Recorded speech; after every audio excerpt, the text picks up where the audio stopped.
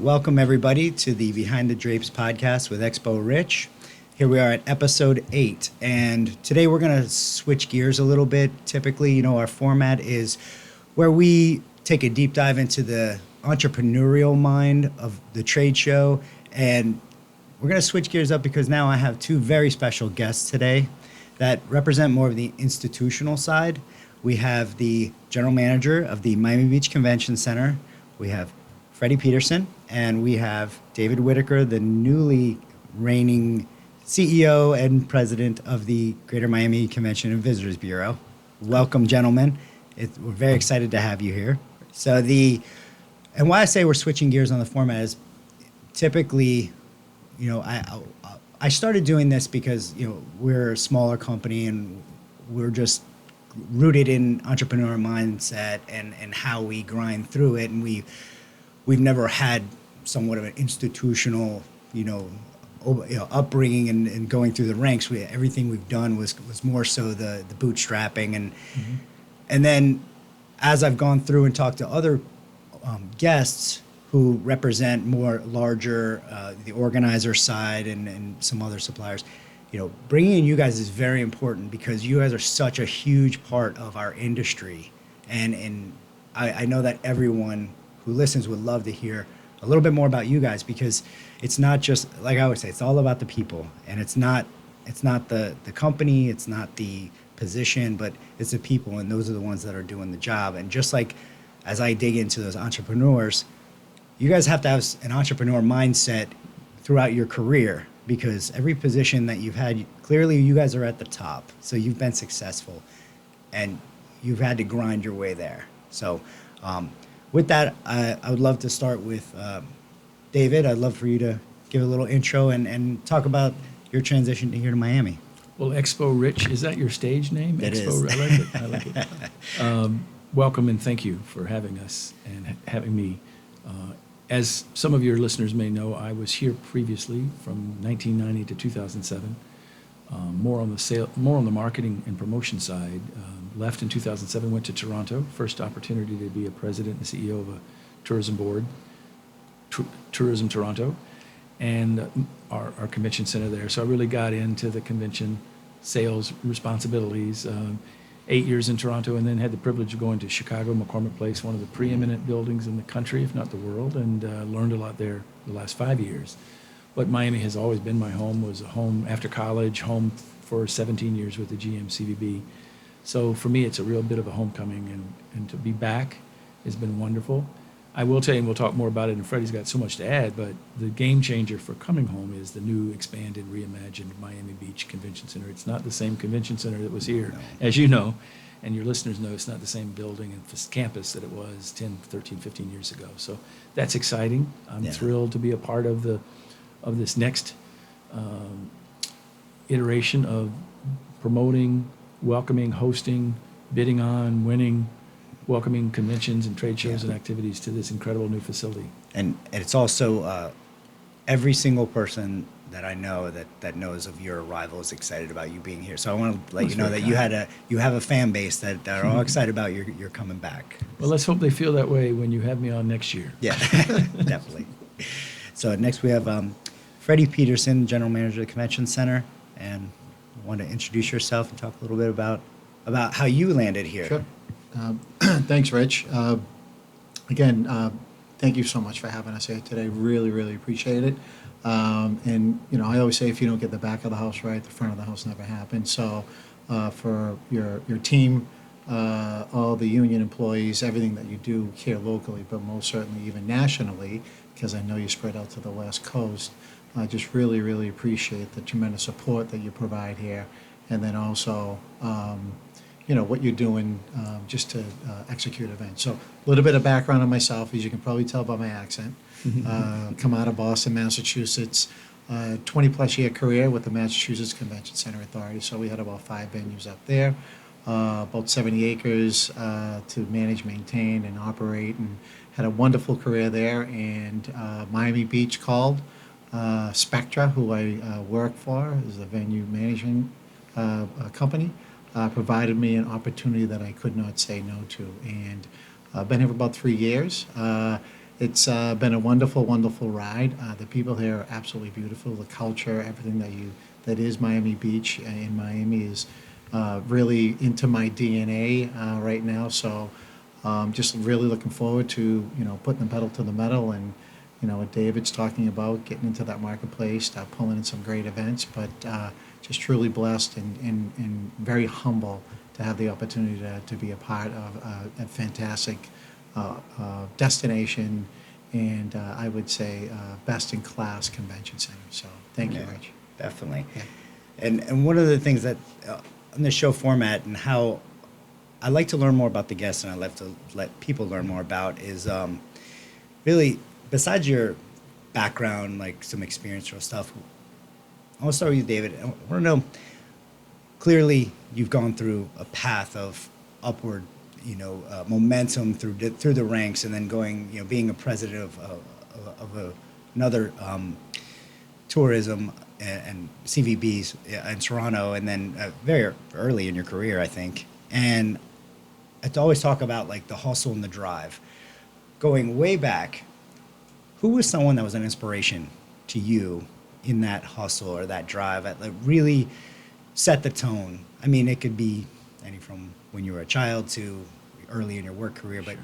but I always like to give people the opportunity for one, pay homage to someone who motivated and inspired them, but also so we can learn more about like where that came from.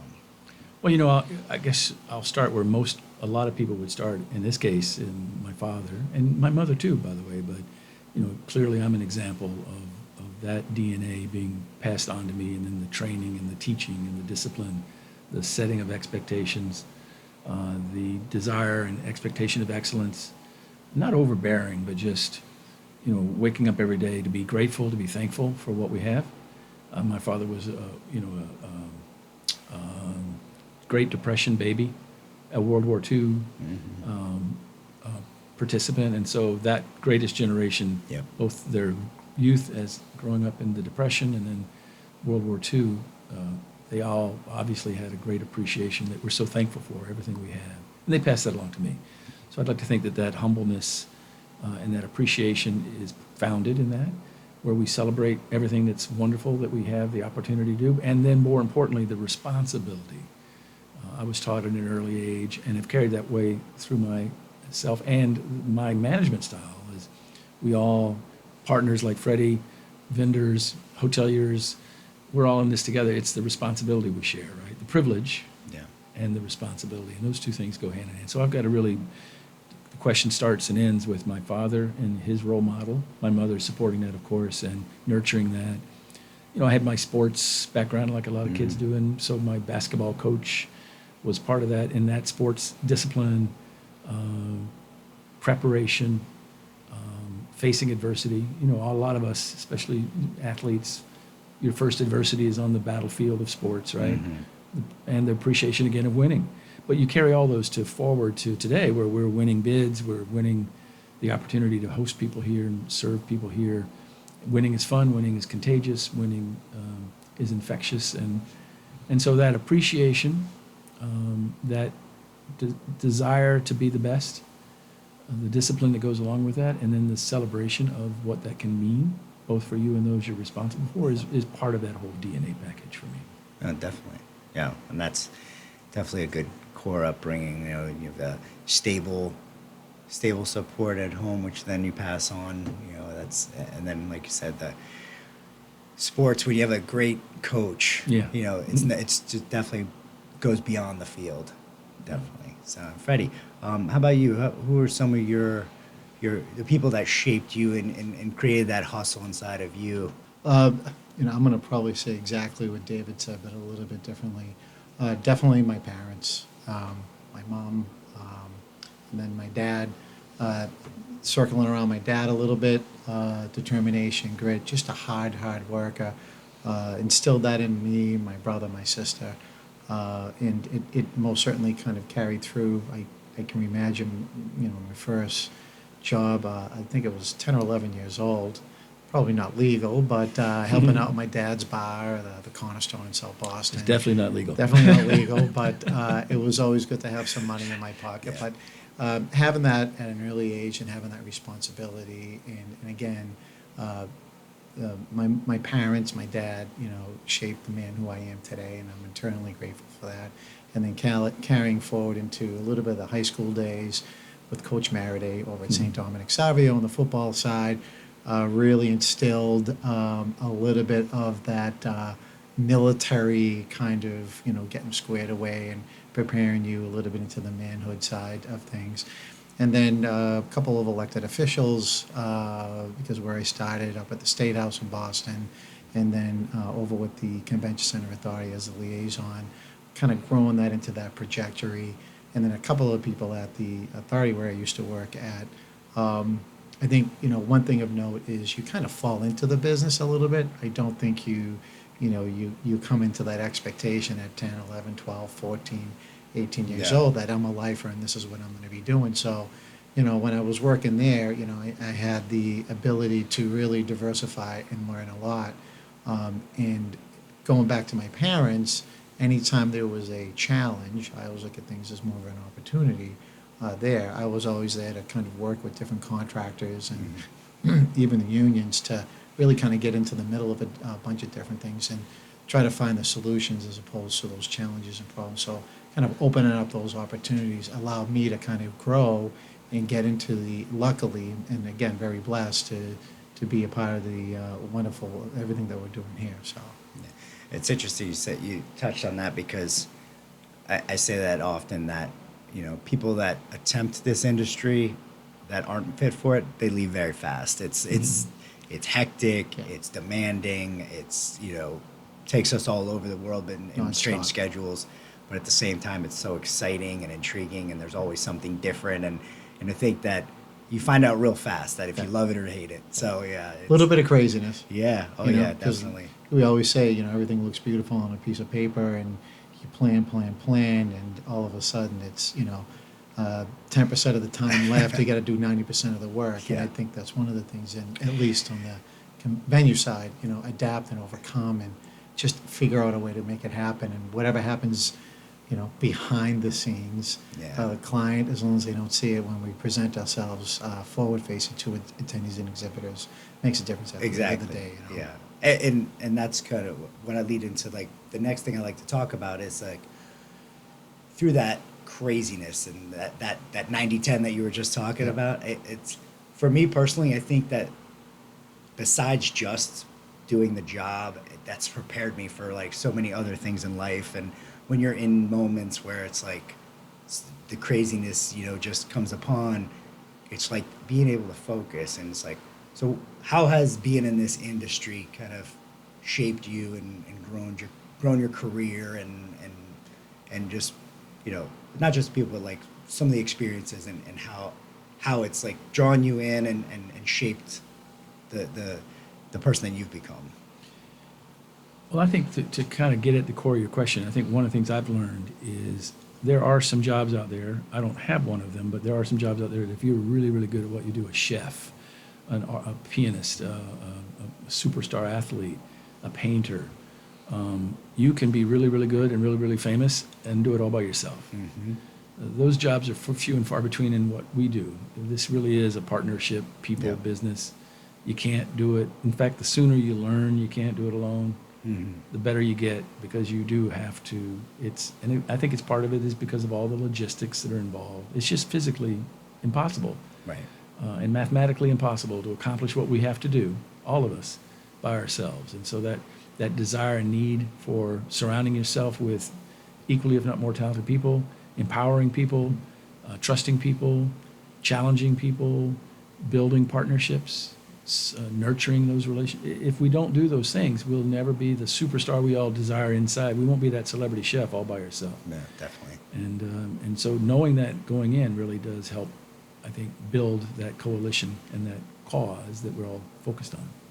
Absolutely. You want to add anything to that about? Again, I say it all the time, and you've heard me say this time and time again: partnerships, friendships, and relationships. Those three.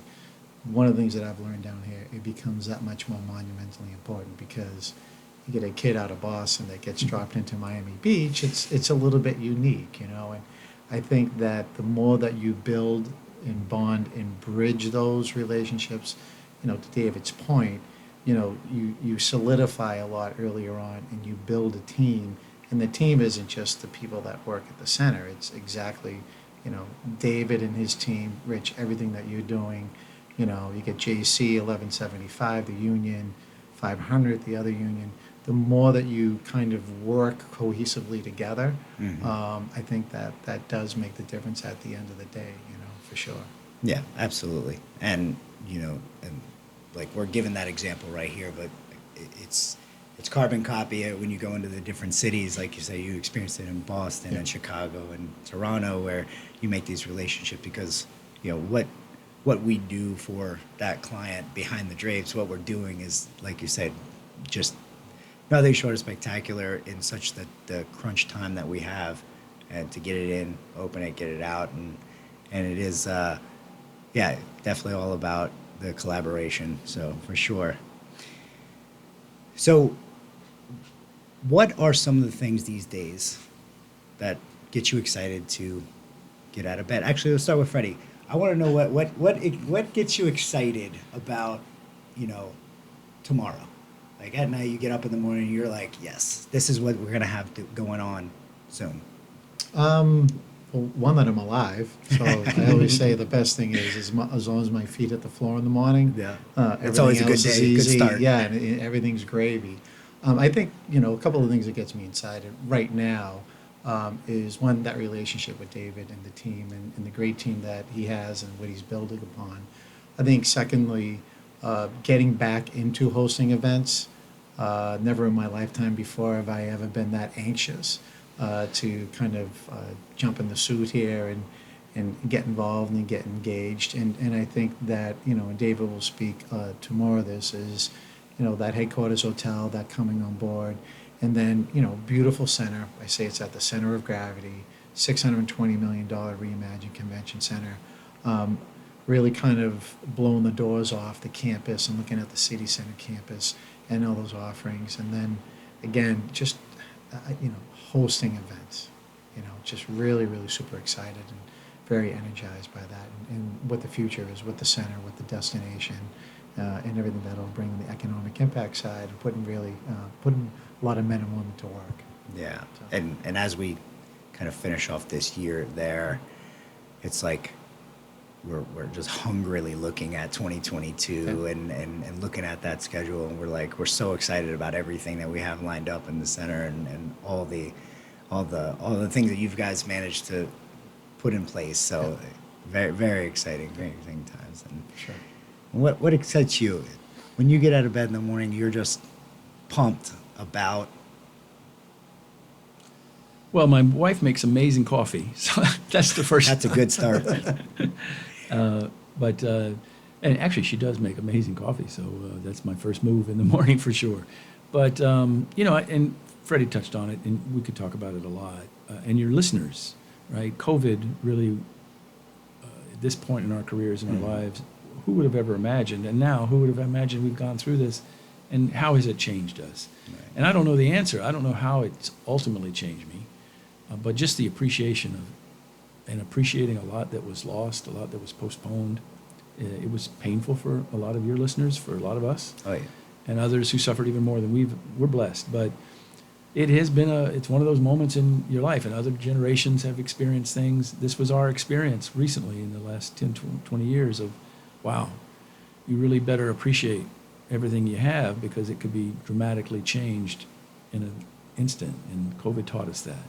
So my question to myself is, how will I be better?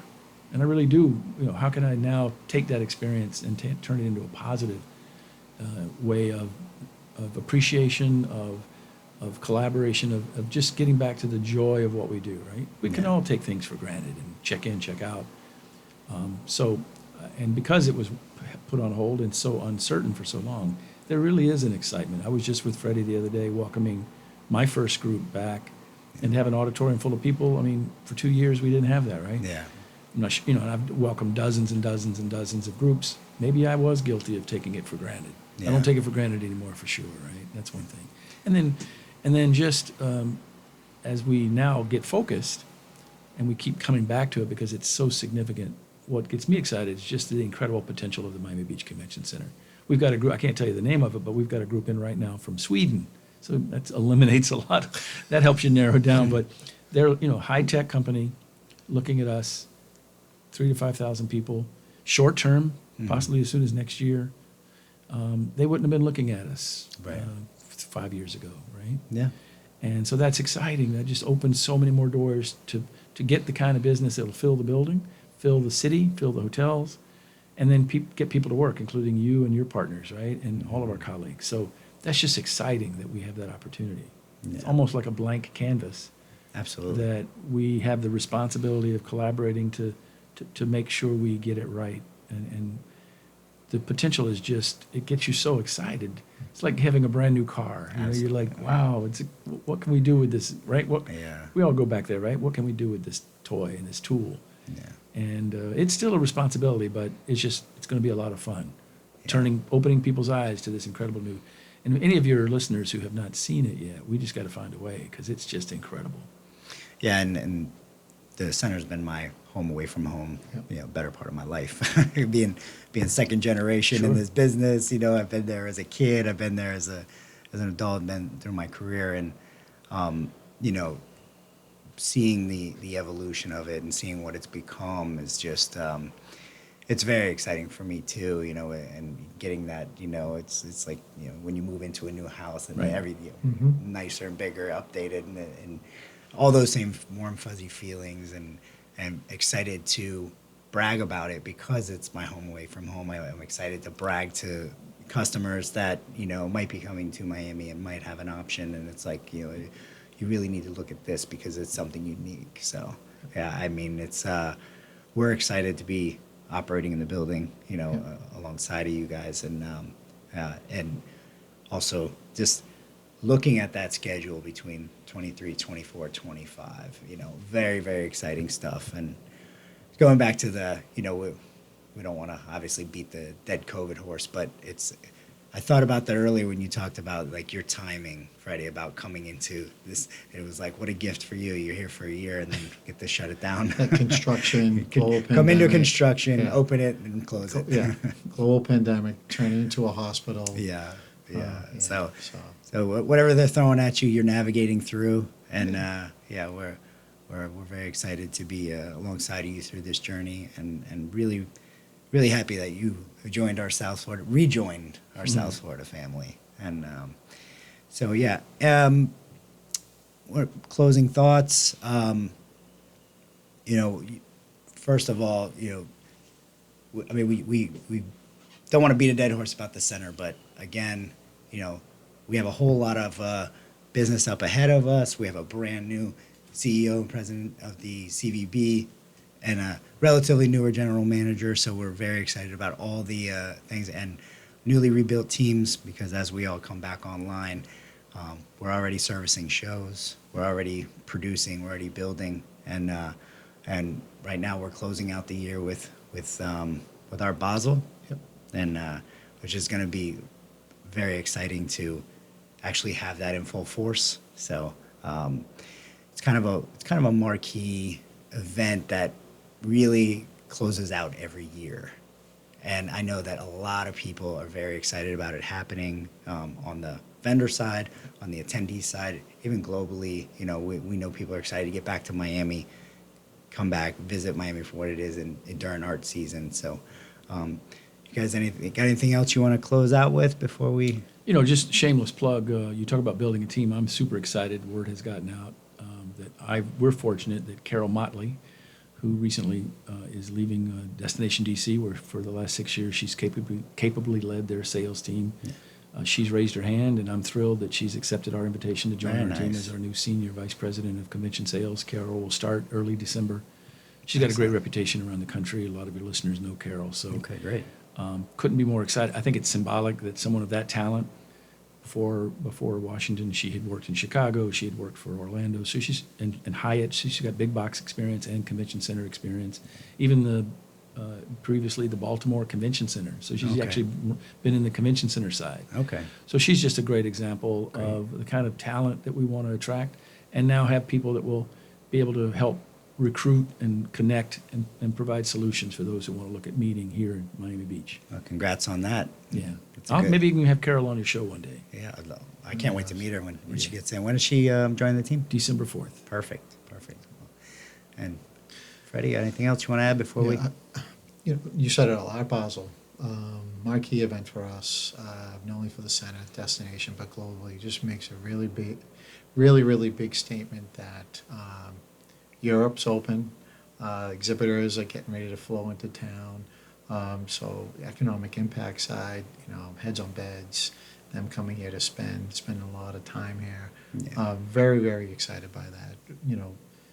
A little bit of the COVID side, people should know too, your listeners, during a global pandemic, the center has been able to host 23 events, 5 medical shows, 3 public events, and then again, the beautiful Art Basel and everything that Art Basel does here for the destination. So always venue ready, and I should also give a shout out to the team at the center itself. They do a phenomenal job. I could go on and on of the things that they've done on behalf of the guests, exhibitor and attendees, and also the city of Miami Beach that actually owns this beautiful property. But very proud of the team. The team are very proud of what they do day in and day out. But again, just keep pushing forward and looking very much to a bright, beautiful, greater future with the GMCVB, with Carol coming on board, and obviously David at the helm. And I mean, what's there not to love about Miami Beach and Miami and everything that it does? It's truly a world-class destination, again, with the first-class venue. That's why we're called Magic City, right? Yeah, and a fantastic team. So, And real quick, where can people reach out to you? How can they find you? Through LinkedIn, email, website? Well, my LinkedIn account is pretty much, the name, and there you are. Okay. We, of course, Miami and MiamiBeach.com has a whole section dedicated to convening in Miami and Miami Beach and contact information, et cetera. I will also just tell you that your listeners can rest assured, especially your clients that are in deciding where to meet, they'll hear from us. They're going to hear from us. So please take our call. But we'll be trying to reach, and that's going to be the key, is to get as many people in. We have a very aggressive schedule of FAM tours and site inspections. People just need to see the building. They need to see the destination. They need to see the future plans of the 800-room anchor hotel. And that's just, like I said, an additional additive to. So, I think once we get people to see the campus, see all the enhancements, see the hotel product, the destination, it will get some eyes open. And so we'll be reaching out. But Miami and MiamiBeach.com, great vestibule of information. Okay.